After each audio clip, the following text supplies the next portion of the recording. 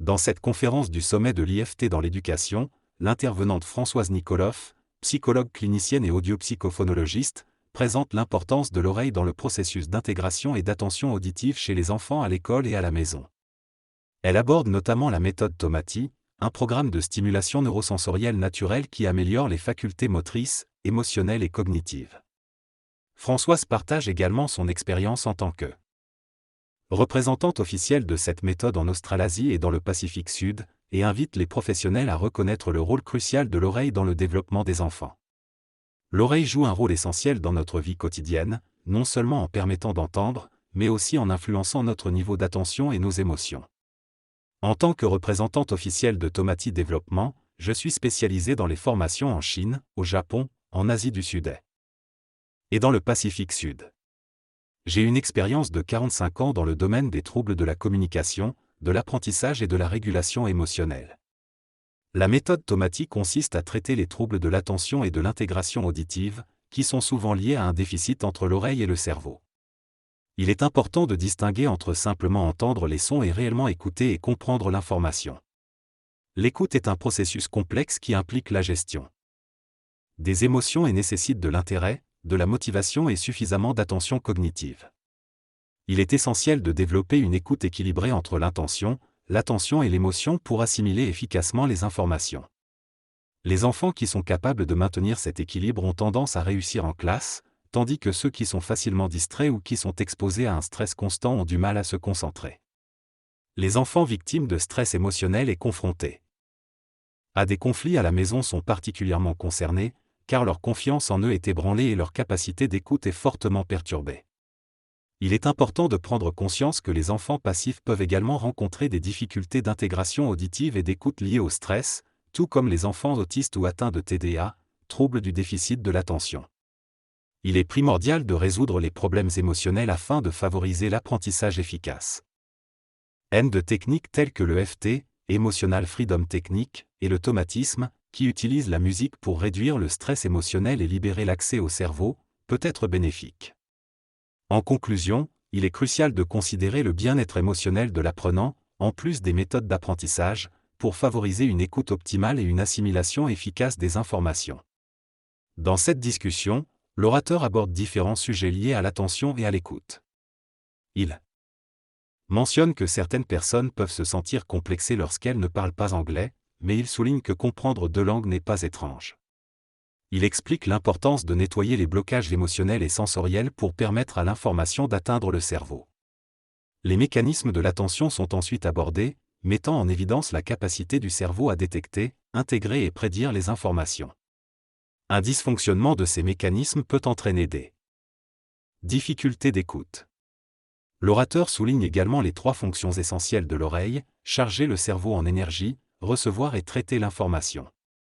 Il explique que les fréquences aiguës sont responsables de la charge du cerveau, tandis que les fréquences graves ont un effet relaxant. Il remet en question l'utilisation des sons blancs pour aider à dormir, soulignant que les enfants devraient pouvoir s'endormir par eux-mêmes pour favoriser le développement correct du cerveau.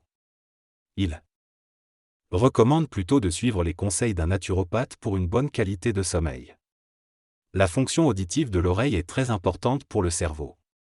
En effet, les sons aigus ont la capacité de stimuler l'énergie et la motivation, tandis que les sons graves peuvent causer de la fatigue. L'utilisation de musique de Mozart en sourdine dans les écoles a été remarquée pour améliorer l'attention des enfants et leur performance. L'oreille a également une fonction d'équilibre grâce au système vestibulaire, ce qui permet de maintenir une posture et de lutter contre la gravité. Enfin, la fonction langagière de l'oreille permet de détecter et de filtrer les sons, ce qui offre la possibilité de se concentrer sur ce qui est important. Un trouble de l'oreille peut donc avoir des conséquences sur la coordination, le rythme, l'écriture et d'autres aspects moteurs et sensoriels. Il est donc crucial de maintenir un système vestibulaire solide dès la vie intra-utérine pour assurer un développement optimal. L'oreille joue un rôle crucial dans de nombreux aspects de notre vie quotidienne. En plus de notre audition, elle est également impliquée dans l'équilibre, la vision et les émotions. Les deux oreilles doivent fonctionner ensemble pour assurer une vision claire et une bonne coordination des mouvements. En effet, tous les muscles du corps sont liés au système vestibulaire de l'oreille, qui envoie des informations au cerveau via le cervelet. Ainsi, si les deux oreilles ne Sont pas synchronisés, cela peut affecter la vision et la capacité de suivre des lignes ou des mouvements. De plus, le nerf vague, qui est connecté à l'oreille, joue un rôle important dans la régulation émotionnelle. Lorsque nous travaillons sur l'oreille, nous pouvons réduire le stress et l'anxiété, ce qui permet une meilleure transmission de l'information au cerveau. La cochlée, partie de l'oreille impliquée dans la perception des hautes fréquences, joue également un rôle important dans la recharge du cerveau.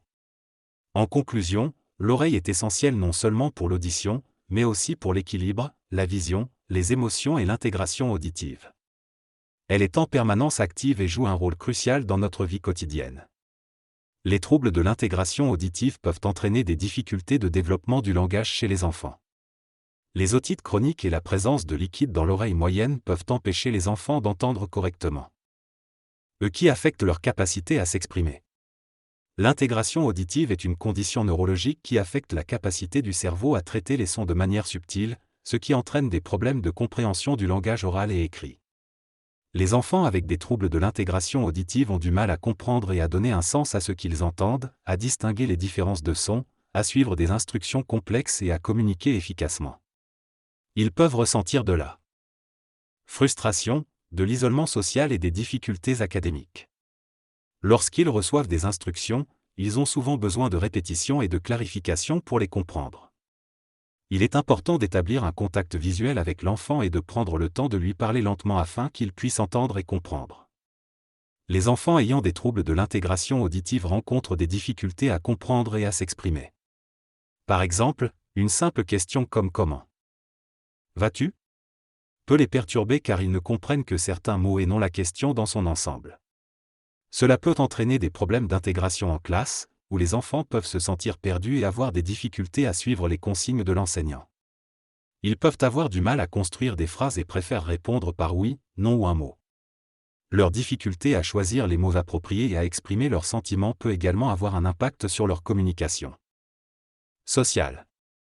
Certains peuvent devenir des leaders, dictant les règles du jeu pour éviter de devoir les comprendre et les suivre, tandis que d'autres peuvent se retrouver seuls ou se réfugier dans des endroits calmes comme les bibliothèques pour éviter le bruit et l'infobésité de la cour de récréation. Il est important de prêter une attention particulière à ces enfants et de prendre en compte leurs difficultés d'intégration auditive. Le texte aborde les difficultés d'écoute et de compréhension des enfants, notamment ceux ayant des problèmes d'intégration auditive. Il souligne que ces enfants ne font pas exprès de ne pas écouter et de ne pas obéir, mais plutôt que leur cerveau fonctionne différemment. Il rappelle l'importance de prendre en compte le contexte global de l'enfant, y compris son alimentation et sa santé intestinale, pour comprendre ses comportements. Le texte souligne également l'importance de la communication et de l'attention des adultes envers les enfants, ainsi que de leur inclusion sociale. Enfin, il évoque les difficultés de ces enfants dans les sports d'équipe en raison du bruit et de la difficulté à comprendre les consignes. La personne parle de l'importance de prendre en compte les problèmes d'audition chez les jeunes adultes. Elle constate que de plus en plus de jeunes adultes ont du mal à rester longtemps dans un emploi et attribue cela à un problème d'intégration auditive. Elle explique que le fait de ne pas comprendre et écouter correctement peut avoir des conséquences néfastes sur leur bien-être, les rendant anxieux et dépressifs. Elle souligne que ce problème commence dès l'enfance et que de nombreux jeunes perdent espoir de mener la vie qu'ils souhaitent. Elle mentionne également l'augmentation de l'anxiété, la difficulté de concentration et la fatigue associée à ce problème d'audition. Elle fait remarquer qu'il est important de prendre conscience de ces conséquences et de ne pas négliger l'impact de la technologie sur la fatigue cérébrale des enfants. Enfin, elle souligne l'importance d'équilibrer l'utilisation de la technologie pour préserver la santé auditive des jeunes. L'auteur explique que les recherches de Tomati sur l'intégration auditive sont confirmées par la science aujourd'hui. Il souligne que les oreilles sont reliées au cerveau de manière différente, avec l'oreille droite envoyant l'information directement au cerveau gauche, tandis que l'oreille gauche nécessite un trajet plus long à travers le corps calleux pour atteindre les zones du langage. Cette différence joue un rôle dans la façon dont nous parlons, avec une plus grande fluidité et rapidité lorsque nous utilisons l'oreille droite. L'auteur donne une démonstration en parlant dans sa main droite et gauche, montrant que la voix est plus claire et rapide lorsqu'elle est transmise par l'oreille droite. Il explique également que le nerf récurrent gauche est plus long que le nerf récurrent droit, ce qui signifie que parler du côté droit de la bouche active l'oreille droite et permet un discours plus rapide et moins influencé par les émotions. Cette différence dans l'intégration auditive a un impact sur le contrôle des émotions, l'accès à l'information et la rapidité de traitement. Lorsqu'on parle d'écouter, il existe deux façons de le faire, par conduction osseuse et par conduction aérienne. La conduction osseuse est la première façon d'écouter qui se développe avant même la naissance. Elle se fait à travers les vibrations des os du crâne. Ces vibrations sont transmises à l'oreille interne qui les interprète comme un son. La conduction osseuse est plus rapide que la conduction aérienne et peut être utilisée même en cas de problèmes auditifs. Les personnes sourdes utilisent souvent cette méthode en produisant des vibrations avec leur corps pour ressentir le son. La conduction osseuse a révolutionné la technologie des appareils auditifs, notamment avec l'utilisation de casques à conduction osseuse. Ces casques sont plus confortables pour ceux qui ne supportent pas les écouteurs ou les casques traditionnels. Ils se placent directement sur l'os du crâne et permettent une écoute claire et cristalline. Cette méthode d'écoute est utilisée notamment lors de webinaires et de formations, car elle offre une qualité sonore améliorée et favorise l'attention, la mémoire et l'intégration auditive. C'est une solution pour les personnes ayant des problèmes auditifs. La conduction osseuse est une technologie utilisée dans les casques audio, qui permet de transmettre le son directement à travers les os du crâne, sans passer par les oreilles. Cette technologie est de plus en plus populaire, en particulier parmi les athlètes et les sportifs qui ne peuvent pas porter de gros casques sur les oreilles lors de leurs activités. La conduction osseuse leur permet de rester à l'écoute de leur environnement tout en écoutant de la musique ou des podcasts de manière sécurisée. La conduction osseuse fonctionne en initiant le désir d'écoute à travers les vibrations des os, tandis que la conduction aérienne permet d'écouter le son réellement. De plus, cette technologie peut également avoir des effets bénéfiques sur l'apprentissage du langage chez les bébés, qui commencent à intégrer les phonèmes de leur langue maternelle dès la vie intra-utérine. La conduction osseuse permet de transmettre la voix maternelle par les vibrations de la colonne vertébrale, favorisant ainsi l'intégration auditive précoce. Cependant, il est également possible que des traumatismes à la naissance ou d'autres facteurs perturbent ce processus. Il est donc crucial de comprendre l'importance des fréquences auditives et de leur impact sur le développement du langage. Les fréquences sonores ont un effet sur les cellules, contenant de l'information. C'est fascinant de voir comment les fréquences aiguës peuvent provoquer des réactions magnifiques chez les enfants lorsqu'on filtre la voix de leur mère. Il est important d'aider ces enfants et aussi les adultes qui ont des difficultés non résolues depuis leur enfance. La méthode Matisse, Fortbrun, IFT et d'autres thérapies traditionnelles telles que l'orthophonie, lingothérapie et la psychomotricité peuvent être complémentaires. Il ne faut pas oublier les thérapies alternatives associées à la connexion intestin-cerveau. Il est essentiel d'adopter une approche holistique pour prendre en compte tous les aspects de la personne. La méthode Matisse offre des outils pour aider dès les premiers jours, y compris pendant la vie intra-utérine. Il est même possible de travailler avec des personnes âgées pour les aider à rester actives et à maintenir leurs capacités cognitives. La méthode Tomati est accessible dans de nombreux pays à travers le monde, et cela me réjouit énormément. La méthode Tomati, comme l'IFT, repose sur la neuroplasticité, permettant au cerveau de changer et de se développer tout au long de la vie. La personne qui s'exprime évoque son frère qui avait été traumatisé dans son enfance et qui en avait développé un stress post-traumatique. Il aurait dû être diagnostiqué et traité comme étant hyperactif avec des problèmes d'attention, mais cela n'avait pas été fait à l'époque. Finalement, il a quitté l'école à 16 ans mais a réussi à se former par lui-même. Son autre frère a été diagnostiqué dyslexique lorsqu'ils ont déménagé en France. Les parents de la personne étaient ouverts à toutes les approches pour aider leurs enfants, y compris la méthode thématique, qui est une thérapie basée sur la neuroplasticité et qui favorise l'intégration auditive, l'attention, la mémoire et la régulation émotionnelle. La méthode peut être utilisée à domicile, en centre ou même à l'école. Elle peut être associée à d'autres thérapies pour accélérer les progrès. La personne souligne également l'importance de considérer les enfants surdoués dans leur diversité et de trouver des modes de communication adaptés à chacun. Elle mentionne également l'utilisation de l'IFT. Intégration par les fréquences, qui peut toucher la conduction osseuse, le système vestibulaire et permettre aux enfants plus lents de recevoir l'information à leur propre rythme. Elle encourage les individus à choisir les points de l'IFT qui leur conviennent le mieux. Dans cette discussion, il est souligné que chaque personne est différente et que c'est à nous de savoir ce qui nous convient le mieux. Les techniques peuvent servir de cadre théorique, mais dans la pratique, il est important de suivre notre intuition et de faire ce qui nous fait du bien. Il est également mentionné l'importance de connaître la théorie pour ensuite pouvoir fonctionner sur l'intuition. Chaque individu est unique et il n'y a pas de recette universelle. L'exemple des gâteaux est utilisé pour illustrer cela. Dans la méthode thématiste, il y a la possibilité d'ajuster tous les paramètres en fonction de chaque individu. Il est souligné l'importance de donner du temps et de travailler avec des délais très lents, notamment pour les enfants autistes. La façon de travailler aujourd'hui est très différente d'il y a 45 ans. Il est conclu qu'il faut apporter une attention particulière à chaque enfant et à chaque adulte, car il y a toujours un enfant en nous. Des questions sont invitées et il est mentionné la possibilité de contacter Françoise pour des exposés sur le sujet.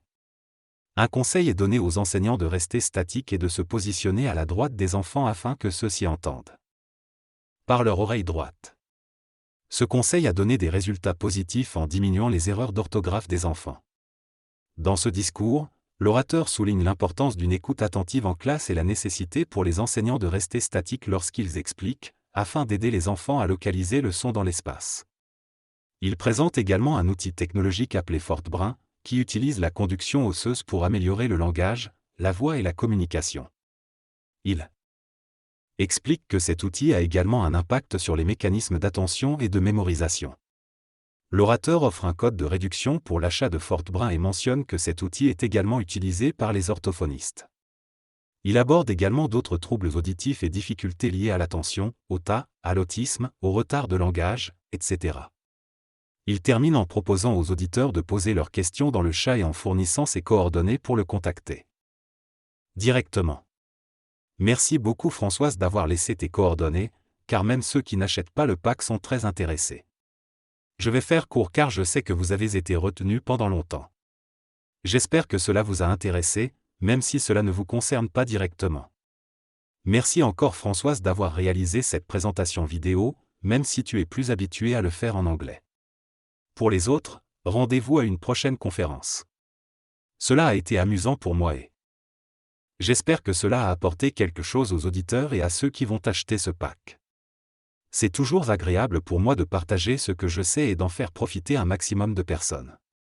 Il est possible d'avoir un impact positif lorsqu'on est dans une dynamique de transformation personnelle, donc c'est toujours un cadeau. Au revoir tout le monde et à la prochaine conférence. Bye bye.